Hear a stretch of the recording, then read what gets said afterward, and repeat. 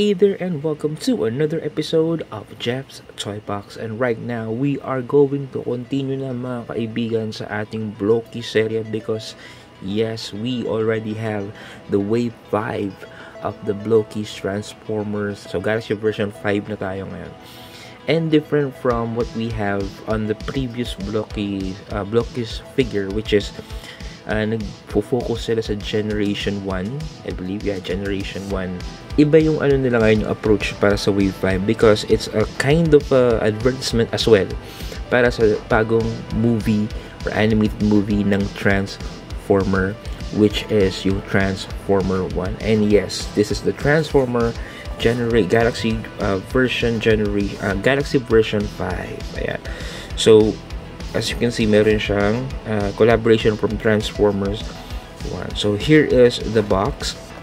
So at front, meron you can see Optimus Prime, Megatron, or D16, I believe ang pangalan niya, or D15, I'm not sure. Then on the back, your same bio with the colorful hologram kind of effect sa box. At the back, ito yung mga makukuha natin. So we have here Optimus Prime, Bumblebee, B127, si Wheeljack, si Orion Pax, I believe, si Ironhide, si Hound, si Optimus Prime na parang secret item nila or secret figure nila. We have D16, right? D16, Cog, which is si Megatron nga, and then si Sentinel Prime, and si, I forgot what his name is, but I believe it's something like the Death Tracker or something. Yeah, so as usual, we have 1, 2, 3 figures, 3 blind boxes na bubuksan natin for today or for tonight, and then let's see kung ano makukuha natin. Okay, as usual, ang gusto what we want to have or what I want to have on this figure or this box is yung si Optimus Prime, Orion Pax, Megatron, and yung Death Tracker. Maybe si si Wheeljack. Somewhat, diba? Anyway, yep, let's open the box and see anong una nating figure na makukuha. Open our first box. Let's see kung merong Wave 6 kasi diba merong mga hint na pinibigay yan. Parang meron nga, teka. Oh, meron nga. Oh, okay. Mag-open ka, yan. So, di ba meron tayong mga hint ng mga susunod na wave sa mga boxes. As you can see here, we have meron tayong hint na parang maybe this will be a part of the wave 6 or special figure siya. But I can see here, I think this is Wheeljack. Diba? Yung missile niya, yung wings, tapos yung parang sa gilid ng pisngi niya. And then we have, ewan ko kung ano to, Super Megatron or hindi naman siya armada, pero mukha siya Super Megatron. Pero parang Megatron talaga siya kasi yung cannon sa gilid niyo. Anyway, so the usual, we have our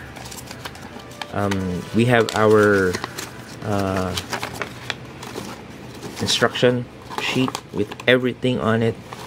So lahat na pwede nyo makuha na item because kinda generic, at yung base model nila is si D16. Pero hindi ko alam bakit yung gamit nilang diba naman siya, special collab naman siya ng Transformer. Pero tingnan niyo yung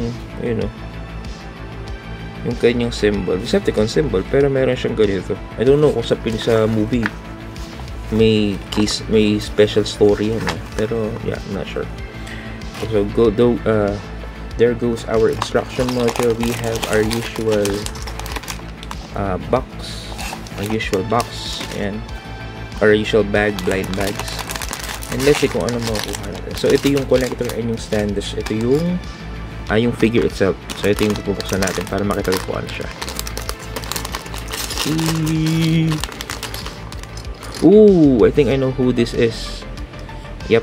Alright, so with magic of editing, I'll see you in a few seconds. The Transformers will return after these messages.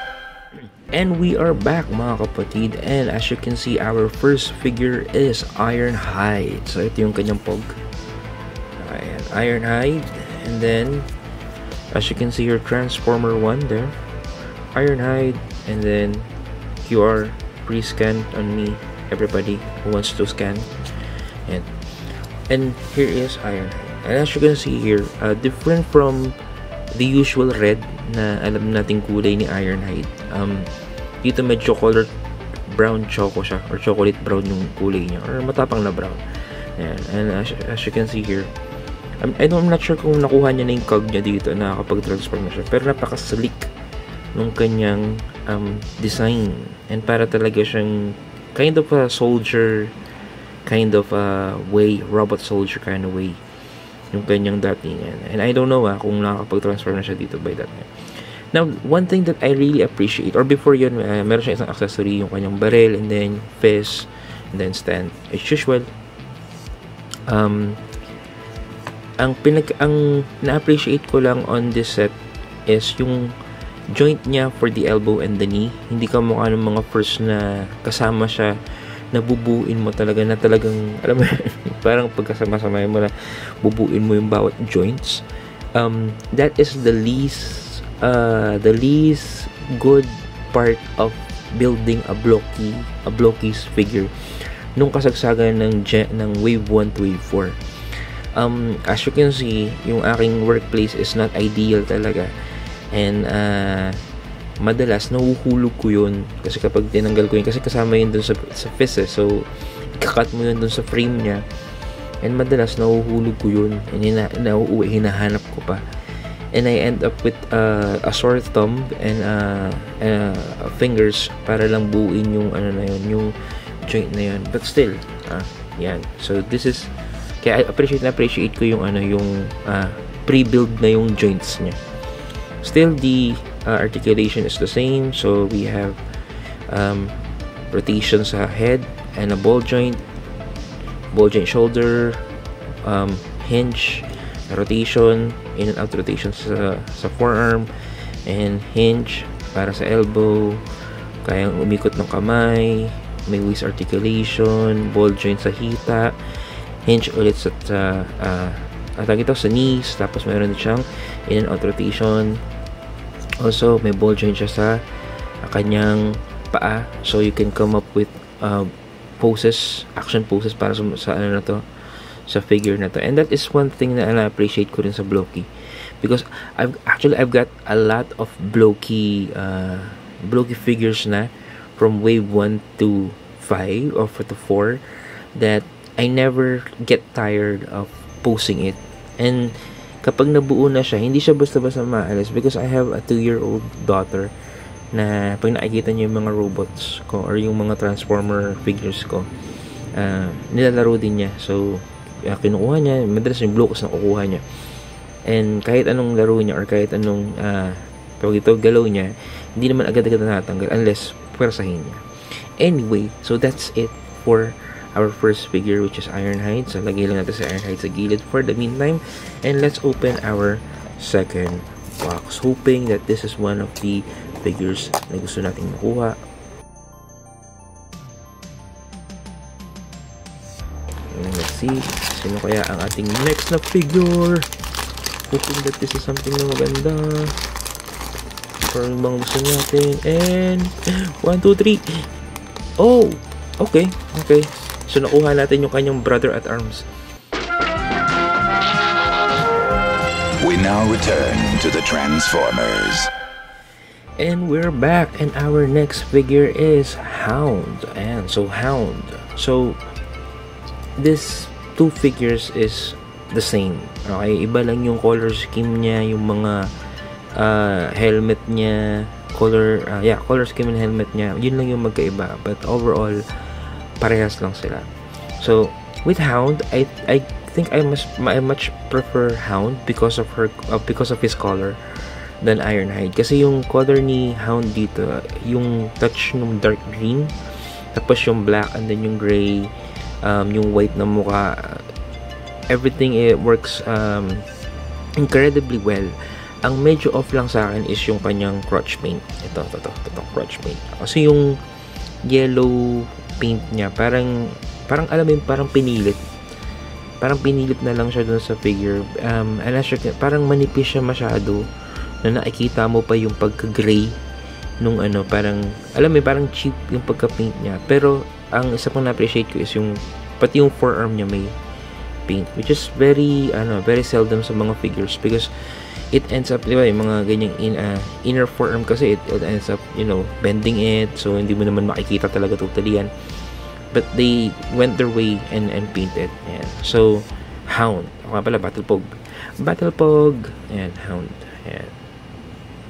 Hound. Ayan. Tapos, you can scan if you want. Then, kanyang stand. Ayan ang kanyang, yun pala, meron nga pala silang extra peg. Ayan, extra peg.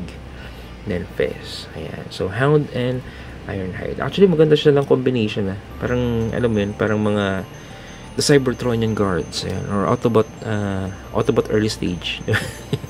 Tapos, wala yung, ano niya rito, yung shoulder missile niya. The usual shoulder missile niya. Diba? Or a cannon ba yun? Basta something like that. Excuse me. Dali mo natin sila dyan. Then, we are on our last box. Okay?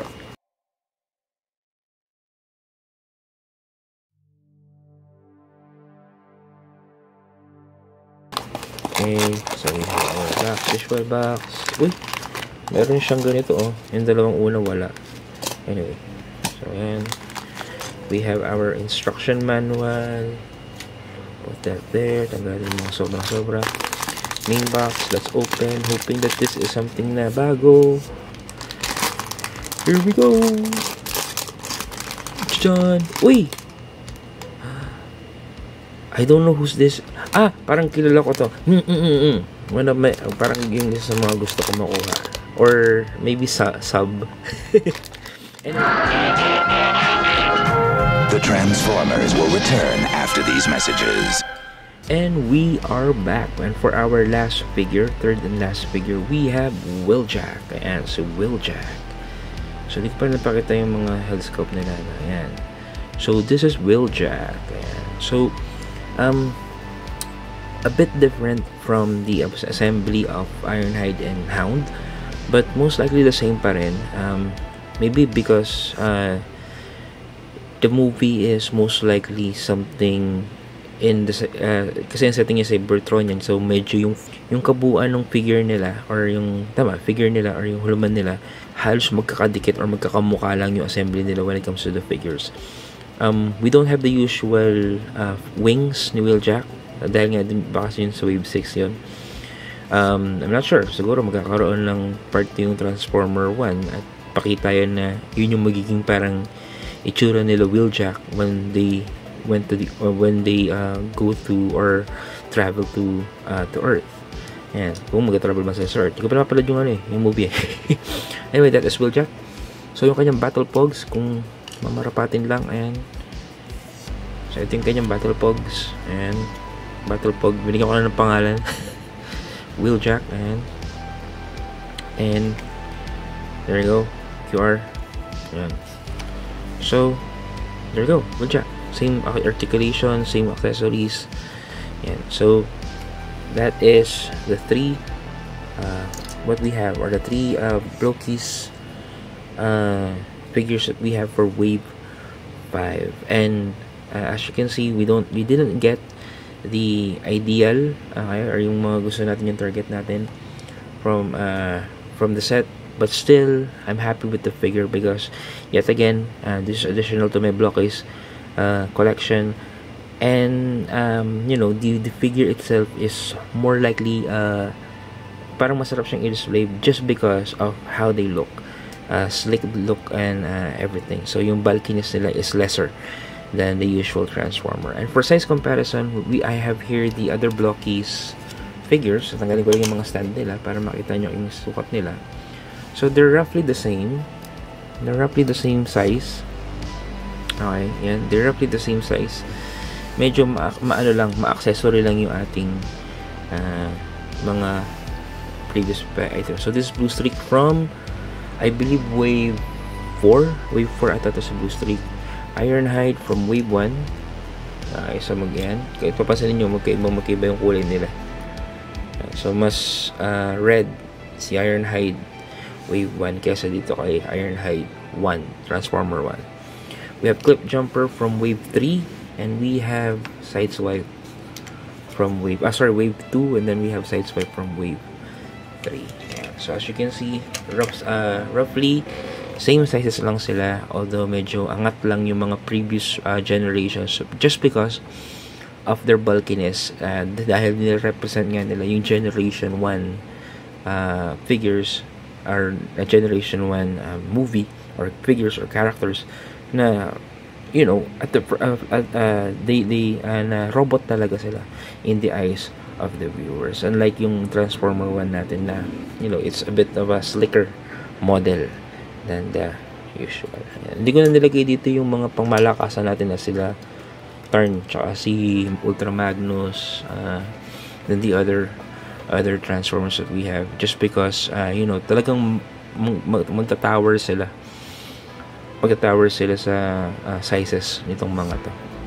Anyway, I think this is the best part to end our episode right here. Do I recommend the figure? Yes, of course. Yung mga gustong mag-collect ng figure for the Transformer 1 movie, if you want, go ahead. If you want to collect all, you're free to do it. It's your toy, it's your choice. Feed your mind. 25. Anyway, I think this is the best part to end our episode right here, and kita-kits tayo sa mga next na Blocky series na darating. Tulad nga na may hint ng Wave 6, and hoping na paglabas nun makakuha tayo ng figure just for us to review and do an unboxing video as well. And I'll be doing some toy reviews then other than Transformers, just in case that, you know, I have the chance. Anyway, that is it for today's episode. Thank you very much for watching, and hope na sana nagustuhan yung episode natin for today. Kita-kits tayo sa next episode, and you have a great day. Bye!